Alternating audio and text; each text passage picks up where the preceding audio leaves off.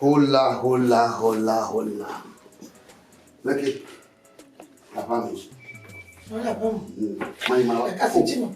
Laki. Aí ficava. Mãe, dorme, mamãe. Nhá nói à bón à ba. Nhá cứ mà bà bơ lô. Lên tông mà bơ chinu. Đồ của ba. Cần bà. Boy à. Nhá nó cũng này nè ba. Cái này là cái nào xịt bela pe à bố. Mà tốt tê là chưa. C'est là chưa để nó mà. Nhá nói à bón. Phi mi boy à sa su. Mãe. Oh. Ó cả mình nhá bún là ba. Demi ya shima boy apple mo nchu baga ko na. Ya ya be du wa to ye demi ajo to tika na ko na ya du ajo. Nye figa nye be wo te ya nya ko ga le du ajo. Donc Me ga ba lo. Me ga ba. Me ya yo. Ya ni tu ko chite. quand il me va My go. Agba ya mo ko mo de se. Aya ye ba. Le bene. Abana ni. De bla ba. Dokova? Where to Honana? Honana? Not the point of one. Never come to know me. I put the Dogovali. I think of you. Only a few people. No so Gadarewa. Only Gado. Yano Hamlet, Yano Boya, Yano Malak, Yano Mayana Bova, Oto Adoba, Muke Droa, Azanga, Hanya was of Milia. Ma do guave do. Yon so mi o da un so yin. E na fi mi po kala fi da one wa.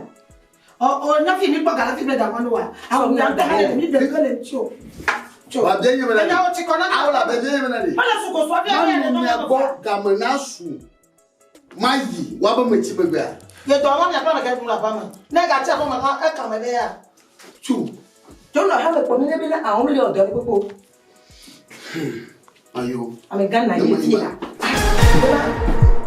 me do no work ba. Mama onde wa na mjago de so ni jolo. Na nipo so gadare kwa. Ka te do ji ashi dora ko na ma. Cho. Nya so be bore mu ole a. Ni nya be go gbari oni ore. So gadare na bu na yi. Na ko mi mo pata ko yin. Ni o chutara le nya. Okay, mai ko ka ma. Ah, o kala fika. Apino ni. Jinde na onelo. Oh. Que Madame ya to na wona fi na jolo. la kan to yi na nya to ko la kan me yo ma Ya pro ya no. Mi ya ko egbe to akoko. Na me nyo ga we ka na ko yin ja chuklo ra. chu ti je la kan be ma wona yo. Ya na ya do no ya uma. Anyo masi. O ga kan me no. Ga da kan mala ko tu manam. Ga da kan mala ko tu manam. Bolo. Non mai mo. So ga so dare. Oh non, viens merci. Agbe fi da go. Mai do mama go. No mai ya o troya. Ma pro nya va mi adogo. Ya no hala fi da. Ala bana mo na mi bo va fi ma. We na ko ma ko ko hana kwa. Na ko. Ya mata ma sha mreji ma oreji. Mo tu ibre mi. Ye ko jini le. Ye ko jini le. O ke jini la ko ma. O kare ti yan dia. Ye ma wa mi ya chuklo ya li. O tro mo ni akata mi adogo la. E vola, ni lo reji la. Mai ma wa. Kwa pete ni. Mai ma wa sia. Eji ma. Ko ni dina. No te ba jo no. E mi chubi wa. Mi a mi o ni so ni la aleji black ayo kata ko ni we ga. Ka ba ina na. Ka na nyo no. Yo. Bona mo ba ni mo so wa. Oh mo ga.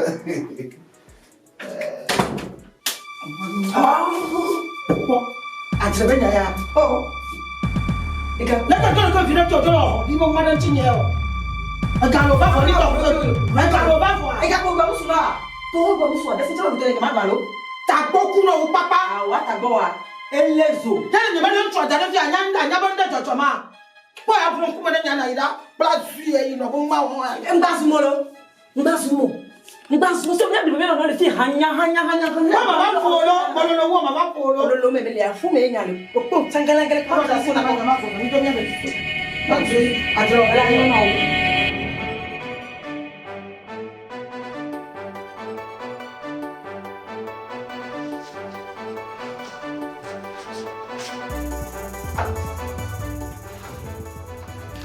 Kiểu ít bình ra bần này ca do game. Olha razão. Oh, nya ratinha lo. Oh. Rapidinho. Insomnia para mim vai não ficar casando. E pechando né. Moi blo insomnia ya bega dia. Oh, um tiro. Não me um tiro ya mama baba fio. Oh, um pouco. Chalu fana bi chon pona nu. Oh, apeto ala baba fie kwa la baba plomber dejo. Ko to go menu o nya ngbe lo. Ngbe. Ne mu yin pa yin ti o yin baba fie mu va le ti do. Nko O caso é o problema. Ne chon ya tu na ni. Oh. Kawana susu cha no le fi. Bene. Ndino. Agora mesmo. Hello. Elle va bien. Le que moi le do dio. Maintenant donc peut y maintenant oublie do zéro da en quel jojo. Après toi le coup a même vu que vani son yo blo no vena be do la. Na kwa kwa sira me fume bu. Ngwa wado. Menya peta gbeko e la ho wa. Un povo. Yo no no te ve la va. Gâché que pas faire le bobo. Any mnya ke jo le zin po va ro. Na peta gbeko va. Brother be le tonyo ne va po. Mais Njo.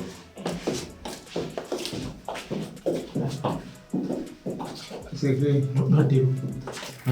C'est vrai. Ni masi bimbira. Nsuke na ile bien so yin ya feto. Yin ba ko. Ye hona mewe. On somi le tike ngo be valo. Yin ke jo mi ko ya mi ko mi o. E deba debe ho mare ho mi bo ni so ele ho mara sia. Yin ke ti o ko nya ko ma nya da den so. E ya ba ga ho mare ho. Cham da ton ya raison. Alors il y a leki. Vivi vai abega le côté bon lu dam gabo se ka. Video. Ele no te po. O ga mo ke mo va lo ya. Ah ma va. Mijo. O ko ba mo va le diwa. O mi le no te po. Un minute mo bon. Il est beau se le ka. Bon. Donc C'est clair. Jamii ni lo no ko mi je jamii no chi. Uno bara. O ko ko do ma no. La yo na mila no akingba. Ni no ndani. So. Ya do le fo mi je. So para akingba. O ko do ale. Kengo. O popo do. Ya di kele oto. Ciao so da iso le ti mi rede ko no be ya konkole yan ti po ni. ama na kujiwe nchomya ni brona ameri wo fe jina ani bana me we no aji te pere na me le pali no ni to me ncho kwa gbani abana mvo na yema blora yema te po yi yeme kamo no nyebe na tem agbena mpoire ani opete hela gbani ama manyowa to nyaba yeme vona Então, melhor. Eu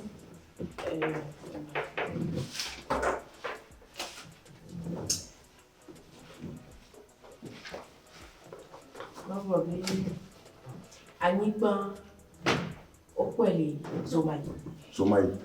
Aha. Aniba kiki. Kuswe edoke mine dawa.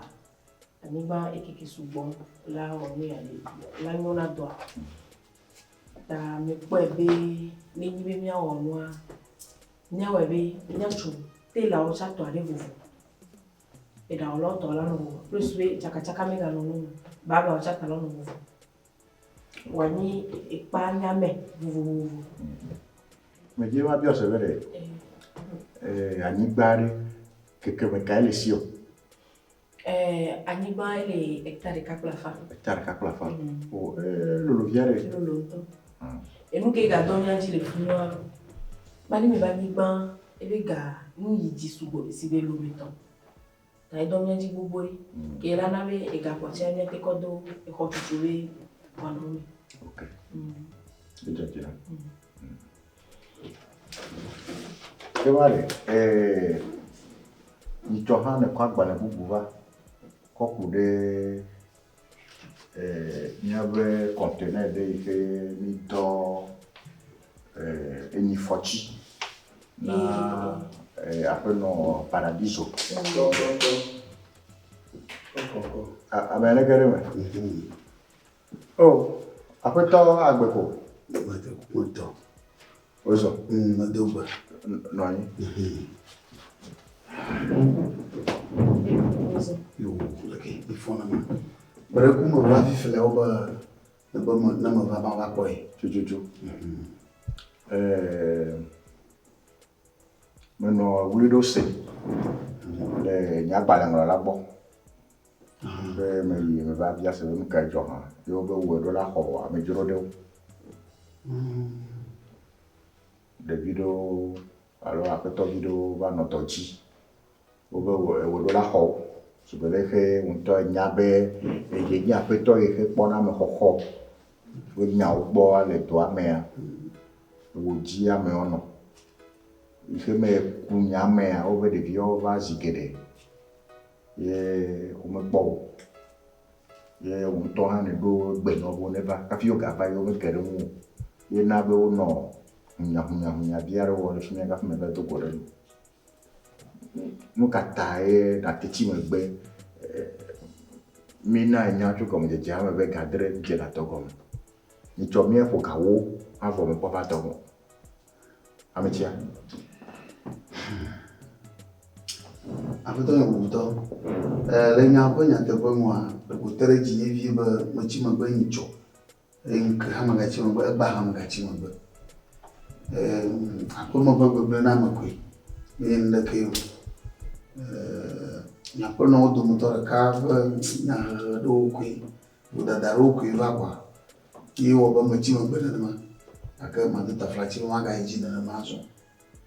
Da wa de vie on ne va Amitia. Nde kale be vere na. Ye ma jibe mana na nya. Ye me kale jibe un to ha nye. Ye nye leke ni ku hi he ne do la pe me ya. Ku hi o mia wa mana be nya be do ma ye ji o. La be na le mia o pe wo do me ya. Pour posséder les ben na ba to be gatre na pa gato.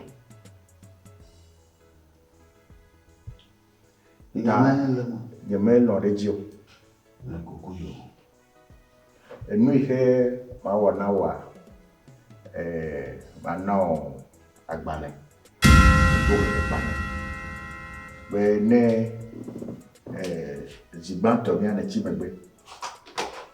Nous, on y est, et Gatier, ne nebe me béa. Et que moi, et tout le boubou. Sans agavano. Enseñame. Le coucou yo aussi.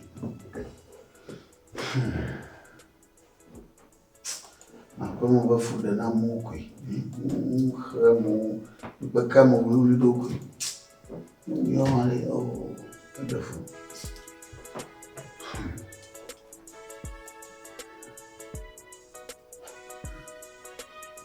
Bobe amelo petit que le film a le job ben na va bon le boa e ne anu jo le fia o ja ko enya ko no boblo na mu abe no nya nko gble we no va nya boa nya do kame na mu ma no kame ti o mi o kata wo be mi ne le nya be do pe a be nko do de ngo me le nya be do pe a be nko do de ngo ta nya gbogbo be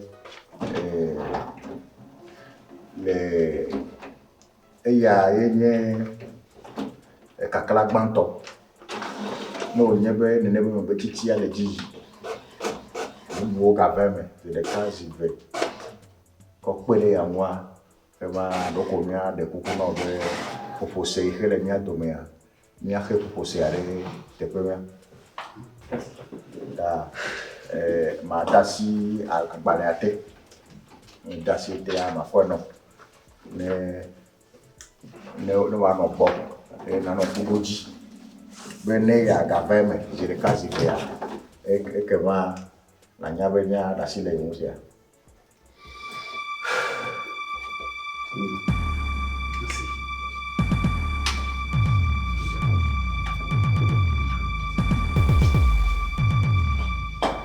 va volver que ane no. Yo, va peut-être passer. Comment bien mon. Moi de.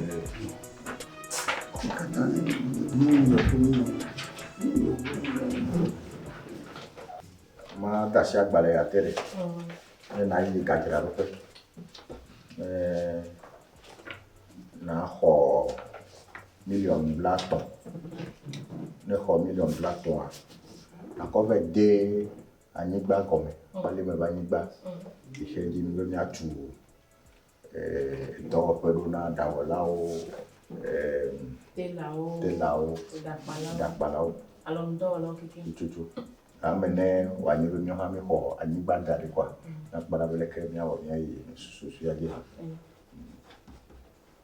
va amega me ko bene la no ma yo ta pepe na do la wa me bi chicha le suba ba susu mi re no wa wa ne me ga Fousseni le kayo o kiki okay merci ne wa de na pe agbara mo la ne mi gbe goga me na ta pe akwa ni apo gaje me fi ke me vole kwa ne mi awo tari so pe ma ho ne na yi ka jara ro pe ade ni ke jara na wale fi na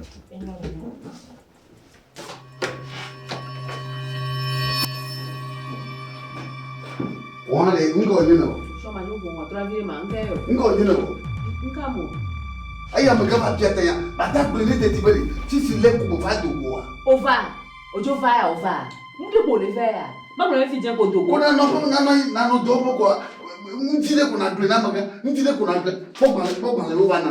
Po ma le wo ba na. do la ke nyawe we nyam va do mi wo le ka kala va ga sire ke gawo ma tra me ga be fi je ko over yem da na jo yem le ya te gbon no Wala ke nya ya ro. Wala ke nya. kasi aga ma no chingbe ba le gbe na ni nkenye mu Anya mi to afi me ti we gba. Anya mi jo la pe ye ma afi me ti. e ke jolo cha a home to fo na do me ke jolo cha gbo ele jolo cha gbo fo mba ka ba no ho ga gonyi mo ko ne ro a Tu bede wo mi de lo. Do wo mi ka ta mi le. Wo mi de lo. Ah, amade te mi ka ta mi le wo mi de lo. o di o ho gbo vi da re be na ma ba no Ma te bro na me ga ba me fa ti do. yem ja te gbolo o mu fo e ga to mo va ma bo va Nyao. Apa? Ibu do gele ji do ma fia. Bo ha de ba ngola na yo nde la hinya ma wa. Na ka so mu nu mi ago. Anya ge. Je sin bo.